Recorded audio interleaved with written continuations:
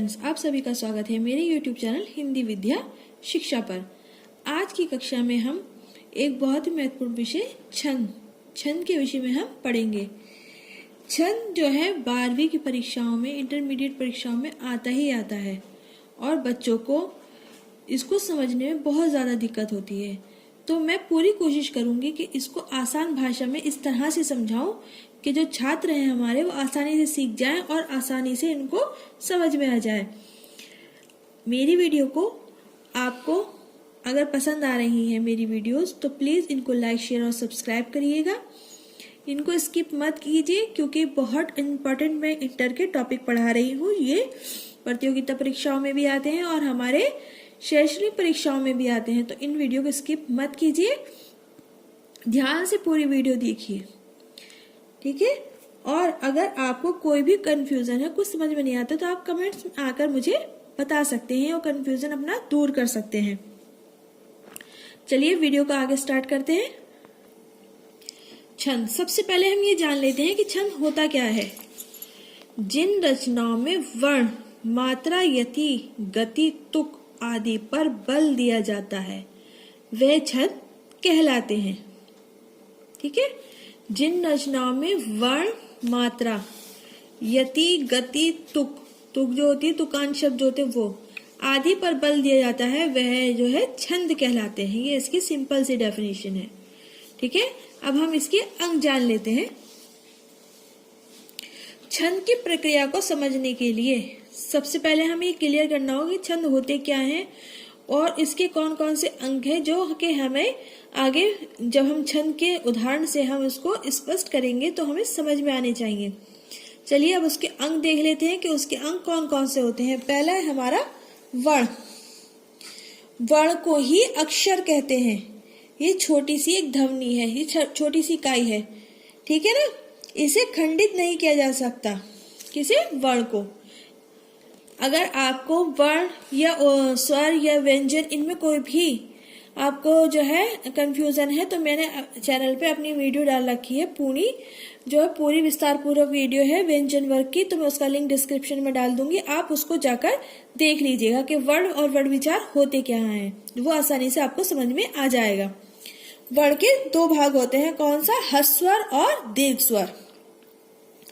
जिन ह्रस्वर पहले हम जानते क्या होते हैं, जिन वर्णों के उच्चारण में थोड़ा सा भी समय लगे वे ह्रस्वर कहलाते हैं, जैसे आ, ई, उ, ऋषि, ठीक है, कम समय लग रहा है इनके उच्चारण में। और दीर्घ स्वर क्या होते हैं, दीर्घ स्वर वो होते हैं जिनके उच्चारण में ज्यादा समय लगता है, जैसे आ, ई, मतलब अधिक समय लिया जाता है, वो हमारे दीर्घ स्वर होते हैं। वर्ण आपको समझ में आ गए होंगे कि इसके दो भाग होते हैं और वो कौन कौन से होते हैं। नेक्स्ट है हमारा मात्रा। मात्राएं क्या होती हैं, जिनको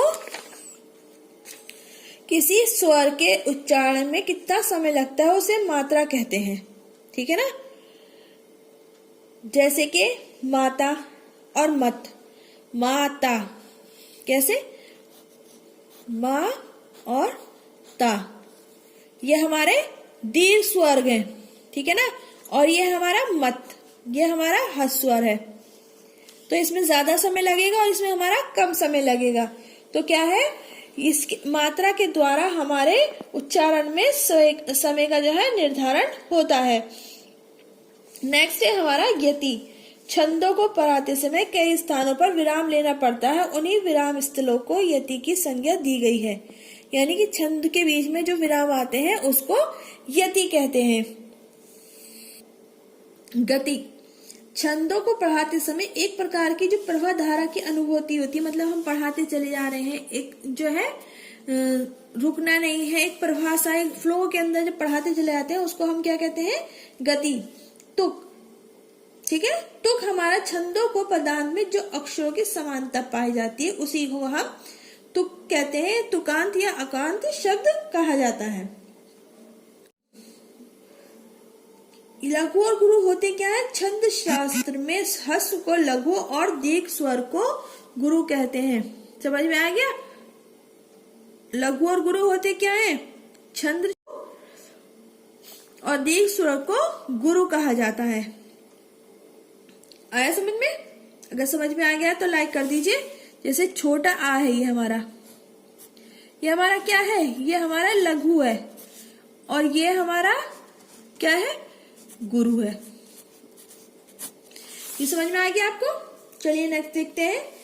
नेक्स्ट है हमारा लघु और गुरु के नियम, यानी कि हमारे पूरा जो छंद की मात्राएं हैं वो लघु और गुरु पर ही निर्भर है। लघु और गुरु के नियम होते क्या हैं? चलिए देखते हैं। पहला है लघु का नियम। आ ई उ जैसे स्वर वर्ण तथा इनके युक्त व्यंजनों को लघु माना। कमल तीनों वर्ण लघु है। मात्रा चिन्ह है ये, हमारा मात्रा चिन्ह क्या है? ये है, यानी कि लघु का मात्रा चिन्ह होता है ये आई, कैपिटल आई वाला। समझ में आ गया? लघु का मात्रा चिन्ह होता है ये। सेकंड है हमारा हस्त स्वर पर जब चंद्र बिंदु लगता है तब वह भी लघु होता है, यानी कि किसी वर्ण के ऊपर अगर चंद्र बिंदु लगा है तो ये क्या है? ये भी लघु के अंतर्गत ही आता है। अब ये हमारा फसना, इसकी मात्रा है क्या? ये लघु और एक गुरु। समझ में आया? चलिए आगे बढ़ते हैं। फिर है हमारा लघु के बाद आता है गुरु। गुरु में क्या है? हमारे कौन से वाले स्वर आते हैं? दीर्घ स्वर आते हैं सारे, ठीक है, जिनको उच्चारण में अधिक समय लगता है, जैसे आ, ई, उ, ऋषि इत्यादि दीर्घ स्वर जो है युक्त व्यंजन गुरु होते हैं। जैसे आम, ईक, ऊन, इनमें आ, ई तथा उ गुरु है। ए, ओ, औ ये संयुक्त स्वर है जिन्हें मिले व्यंजन भी गुरु होते हैं। जिनके इसके अंदर जो व्यंजन मिले हुए हैं वो भी सब गुरु ही हैं। जैसे एकता, ऐनक, ओखल, औरत, इनमें ए, ओ तथा औ गुरु हैं। नेक्स्ट है हमारा, अच्छा ये और देख लीजिए कि गुरु का साइन क्या होता है। गुरु का साइन होता है ये साइन होता है ये एस टाइप का, ये हमारे गुरु का साइन है। गण, लघु गुरु के क्रम को बनाए रखने के लिए गणों का प्रयोग किया जाता है, यह प्रयोग क्या होता है। अब हमारे छंदों के भेद। छंदों के भेद होते हैं हमारे मात्रिक छंद, वर्णिक छंद, उभय छंद या मुक्तक छंद।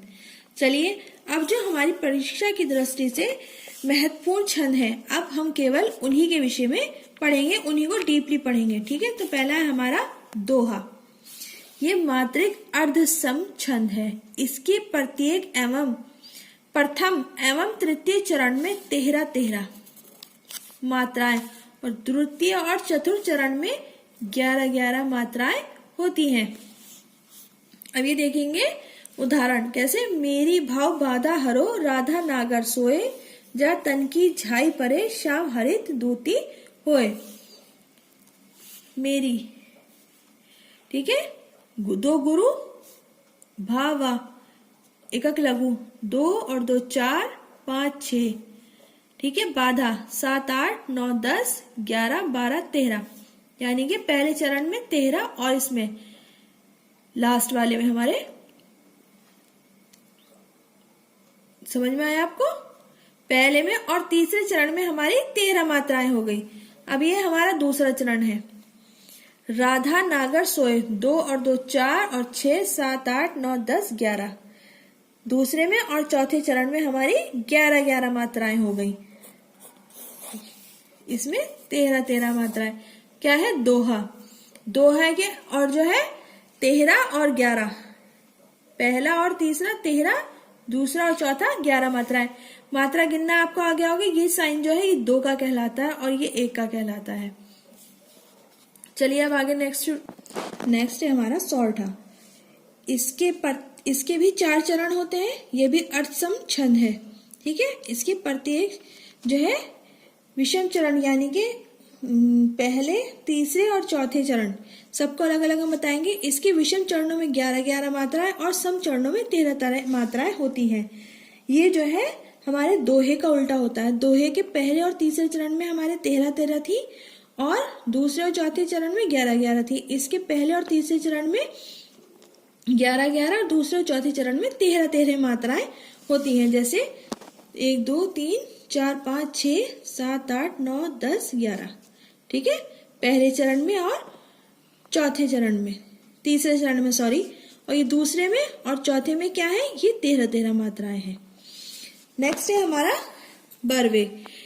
यह मात्रिक अर्धसम छंद है। इसके विषम चरणों में 12 मात्राएं और सम चरणों में 7-7 मात्राएं होती हैं। मात्राएं काउंट करना आपको आ गया होगा। मैं उम्मीद करती हूँ कि मात्राएं ये आप समझ रहे होंगे। एस जो है 2 गिना जाएगा और ये जो है 1 गिना जाएगा।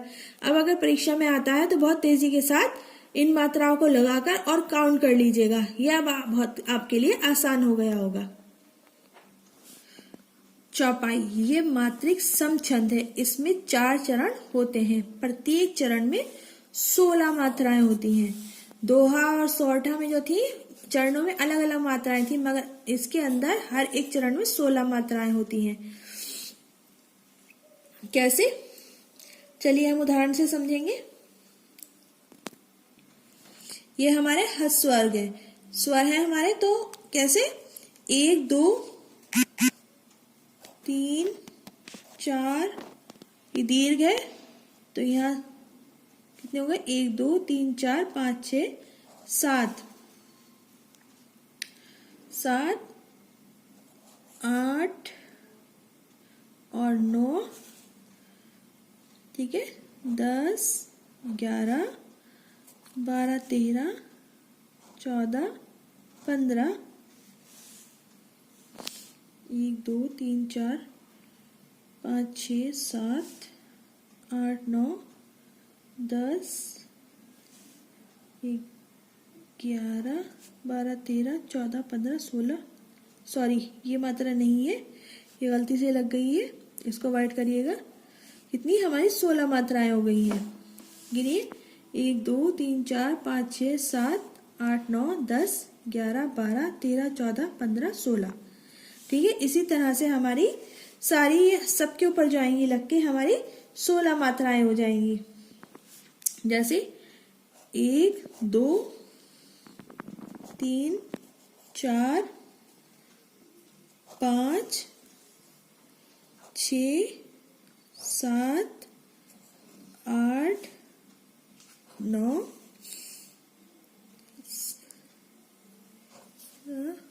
12 13 16, ठीक है। 1 2 3 4 5 6 7 8 9 10 11 12 13 14 15 16। इसी तरह से प्रत्येक चरण में 16-16 मात्राएं होती हैं। चौपाई की क्या पहचान है, इसके हर चरण की मात्राएं समान होती हैं। नेक्स्ट है हमारा रोला। इसके प्रत्येक चरण में 24 मात्राएं होती हैं। कितनी मात्राएं होती हैं, 24 मात्राएं होती हैं। जैसे 1 2 3 4 5 6 7 8 9 10 11 12 13 14 15 16 17 18 19 21 22 23 24। हर एक चरण में 24 मात्राएं होती हैं। किसके, रोले के। यह उम्मीद करती हूँ कि आपको इतना समझ में आ गया होगा। चौपाई, दोहा, रोला, सोरठा ये इम्पोर्टेंट है, परीक्षा के लिए इम्पोर्टेंट है। चलिए अब आगे जो बचे हुए हैं 2 उनको भी देख लेते हैं।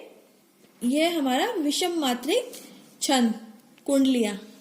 दोहा और रोला मिलके क्या बनता है, कुंडलियां। छप्पई बनता है, रोला और उल्लाला मिलके बनता है। सबसे पहले हमारा है कुंडलियां। इसमें 6 चरण होते हैं और 24 मात्राएं। प्रारंभ में एक दोहा और पश्चात में रोला जोड़ने से कुंडलियां बन जाती हैं तथा दोहे का प्रथम शब्द ही अंत में आता है। कितनी मात्राएं बताई मैंने आपको, इसमें 24 मात्राएं होती है। 6 चरण होते हैं और प्रत्येक चरण में कितनी 24 मात्राएं होती हैं। ये समझ में आ गया आपको, क्या है, प्रति एक चरण में 24 मात्राएं होती हैं और इसके 6 चरण होते हैं। ये इसकी पहचान है। छप्पे, इसमें 6 चरण होते हैं। प्रथम चरण में रोला और शेष चरण में उल्लाला के होते हैं। प्रथम चरण 4 चरणों में क्या है, होता है। 24-24 मात्राएं होती हैं। अंत में दोनों चरणों में 22-22 मात्राएं होती हैं। यानी कि शुरू के चरणों में क्या है, 24-24 मात्राएं हैं और लास्ट के चरणों में 22-22 मात्राएं होती हैं। अगर ये आपको छंद समझ में आ गए हो तो प्लीज वीडियो को लाइक कर ही जाइएगा और वीडियो को पूरी करिएगा। वीडियो को स्किप मत कीजिएगा। आगे वीडियो को शेयर कीजिएगा। हमारे चैनल को प्रोत्साहित कीजिए। धन्यवाद।